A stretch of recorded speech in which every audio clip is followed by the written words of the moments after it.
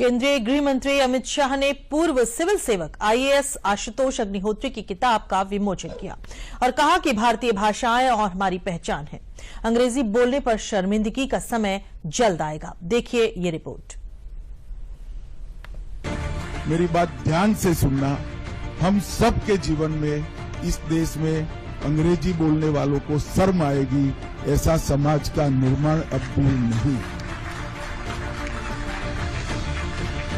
चीजों को वो ही कर पाते हैं जो करने की ठान लेते। और मैं मानता हूं हमारे देश की भाषाएं हमारी संस्कृति का गहना है। हमारे देश की भाषाओं के बगैर हम भारतीय ही नहीं रहते। हमारा देश, इसका इतिहास, इसकी संस्कृति, ये हमारा धर्म, इसको समझना है तो कोई विदेशी भाषा में नहीं समझ।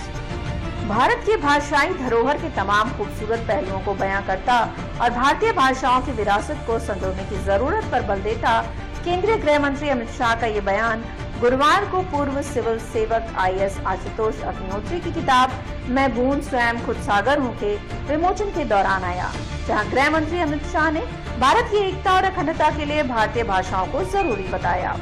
आधी अधूरी विदेशी भाषाओं से संपूर्ण भारत की कल्पना नहीं हो सकती। वो केवल और केवल भारतीयता से हो सकती है, भारतीय भाषा से।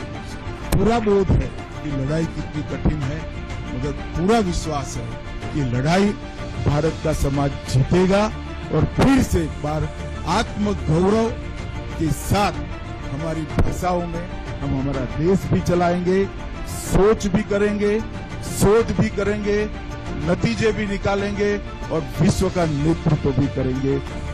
इसके साथ ही गृह मंत्री अमित शाह ने कार्यक्रम के दौरान सिविल सर्वेंट्स की ट्रेनिंग में संवेदनात्मक प्रशिक्षण शामिल करने की जरूरत को बताते हुए उनकी ट्रेनिंग के ब्रिटिश मॉडल में सुधार पर जोर दिया।